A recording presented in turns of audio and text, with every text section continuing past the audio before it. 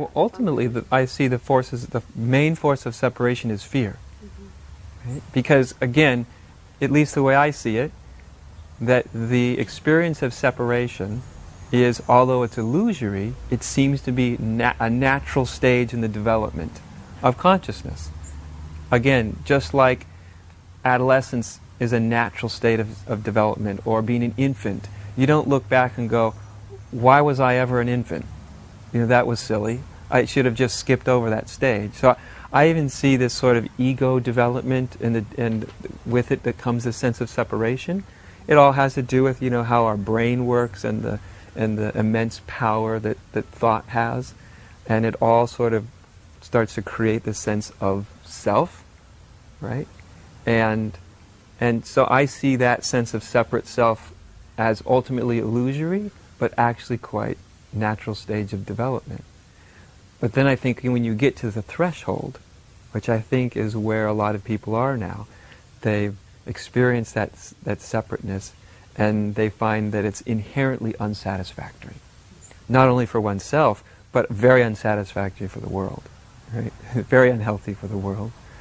And then you feel that pull, right? There's something else. But that's when you often start to uncover this tremendous fear, because it's a sort of death, right? Moving beyond the separate self, it's a death of an identity. And on the level of thought, it's like it's a death. It's very abstract to talk about it or describe it. But when it starts to happen to you, and you literally feel like you're going to die, or you look in and you see the emptiness of the separate self, and it sounds very spiritual, but when you actually see it, it can really be quite terrifying, quite shocking. Like, my God, the person I thought I was isn't here. And so I think there's this great, for a lot of people that I talk to, this great fear of non-existence. That's part of the irony, is we have to come to true existence through the doorway of non-existence, of our own separate non-existence. And that's very, very, very frightening. And so we distract ourselves. I mean, and the world, the world we've created is a perfect world in which we can distract ourselves with endless amounts of entertainment, trivialities. And when you get down to it, really, usually it's sort of this deep fear of initially realizing I don't even really know who I am. I just really don't know who I am. Most human beings, they really don't know who they are. And then, on top of that, then there's the fear of there's that fear of meeting that existential emptiness or non-existence. Because that's the doorway. You have to realize you can't manage it. Because that's what the whole world's doing. It's basically trying to manage fear. And I think a lot of people don't know the extent to which fear operates in their life. Because there's some people that don't feel like an obvious fear. They don't walk around feeling really fearful. But if you really look at it, why is it that we human beings are looking for those little moments of approval? Why are we looking for love everywhere? Why are we looking for agreement, to be noticed, to be, and when you look really inside of those, there's many psychological reasons, but at the root, it's always fear. Because if I don't get approval, if I don't get acknowledgement, if I don't get this, if I don't get that, I will die. I won't exist. If I don't get all these exterior things, I'll have to face that great void of the infinite inside. I'll have to encounter that. Most people aren't that conscious. They wouldn't think about it in these terms. But fear is actually, as I see it, an incredible driving force for humanity. And we see this on the deep spiritual level and on very exterior levels. I think to find where the love is, or where the hope is in it all, also we have to see that even the things we do to make things better often are motivated by fear too. Like the fear of we're destroying the planet. Yes, we're destroying the planet. That's very true. And if we're addressing that truth from the standpoint of fear, then fear has won the day. Or if we don't say like a particular political system. If we're motivated by fear, then we're still operating within the same old state of consciousness. We've just sort of switched allegiances. Instead of being a destroyer of the world, now we're a savior of the world. But if we're a savior of the world that's motivated by fear, then we're actually in the same consciousness. It's just heads and tails on a coin, right? Everybody always feels like they're doing the best thing, don't they? You ever notice? No matter what side they're on, they always feel like it's basically the best thing. So, but the interesting thing about fear is when you really go through fear, instead of trying to manage fear, the other face of fear is love. They're not actually different things. It's just heads and tails on the same coin. So when we actually can start to meet fear itself, that's when we start to come into love.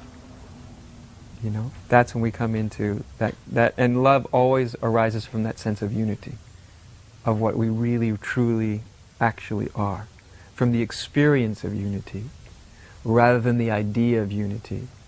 Because the idea of unity will keep producing fear. The idea, we're all one. It's a nice idea, isn't it? We're all one, we're all spirit, whatever. We're all one, and we're destroying ourselves, and we have to do something about it. And you can feel the fear in it as the idea of oneness. But the experience of oneness, of really feeling it, really realizing it, is the absence of fear. And this is, I find very interesting, is we are also afraid to be without fear. Like, if I wasn't afraid about what would happen in the world if we don't do something, if I wasn't afraid about what might happen to humanity, then I wouldn't have any motivation to do anything. I might just sit in my rocking chair and say, well, it's all spirit and it's all fine. And so there's a fear of not having fear. You see, that's how much as a species we talk about love, but we really don't trust it much. Love's indiscriminate. Love loves what is. Everything. Nothing's left out. It loves the people that are trying to heal the world, and it loves the people that are trying to destroy it. It's an indiscriminate lover of what is. That's love. You see, and I think also as human beings we're often afraid of that. Like, well, if I really love everything and everybody, including the people who are destroying everything, and of course the people who are destroying everything are you and me. We always think it's someone over there. But it's actually our own divided state of consciousness. That's what's destroying everything. But when we really see that love is indiscriminate, doesn't mean it's stupid or that it's an excuse for everything, but it's a lover of what is. And to me, that's the hope. That's the power of it. Do you know? That's the power of it.